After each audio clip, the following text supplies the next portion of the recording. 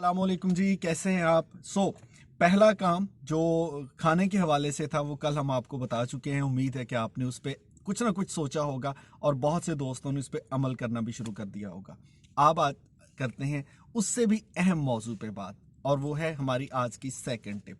अब बुनियादी तौर पे दिन के 24 घंटे जो हैं उनको अगर तकसीम करें तो आइडियल तकसीम तो ये बनती है कि 8 घंटे काम, 8 घंटे आराम और 8 घंटे जो हमारी समाजी जिम्मेदारियां हैं, घर के काम हो सकते हैं, आपके वज़ाती नौयत के काम हो सकते हैं जो आपकी नौकरी के अलावा हैं।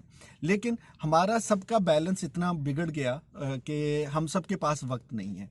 अब वक्त ना होने में जो एक बहुत बड़ी चीज़ है वो ये है कि हम अपनी नींद का वक्त सेक्रीफाइस कर रहे हैं।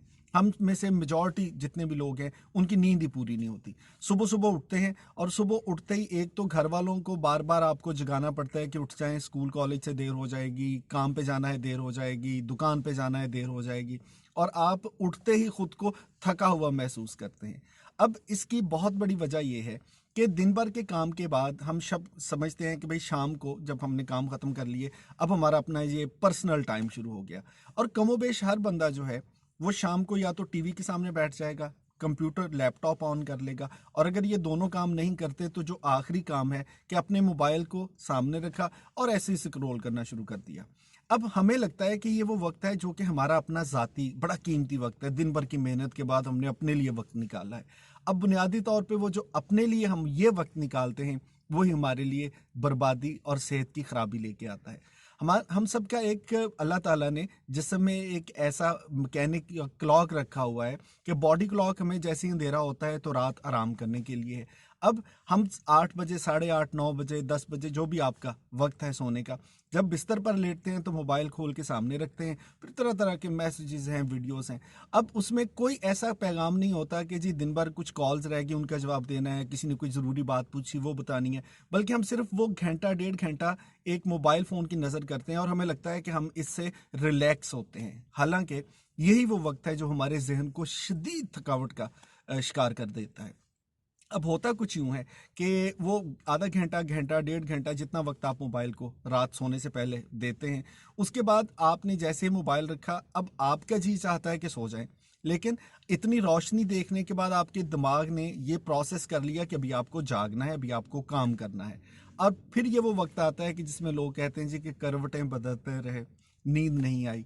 और नींद क्यों नहीं आती? क्योंकि नींद आ रही होती है, हम बड़ी मेहनत से पहले उस नींद को भगाते हैं, और जब वो नींद खत्म हो चुकी होती है फिर उसको वापस लाने की कोशिश करते हैं। और इसी चक्कर में 1 दिन, 2 दिन, 10 दिन, महीना, साल और साल हा साल।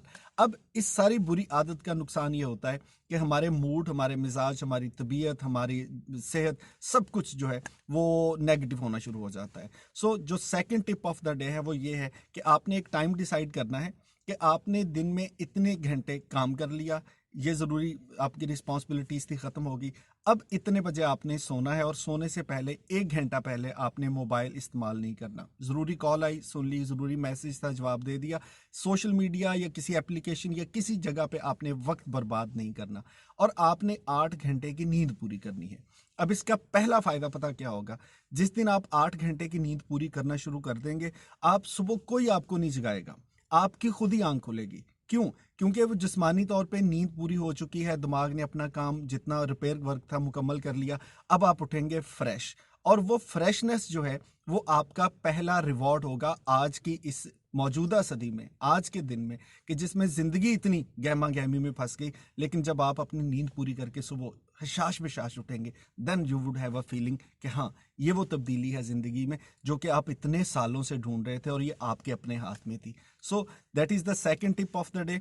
इसको आपने आज से प्लान करना है, शुरू करना है। अब तीसरा काम कौन सा करना है वो आपको अगली वीडियो में ज़रूर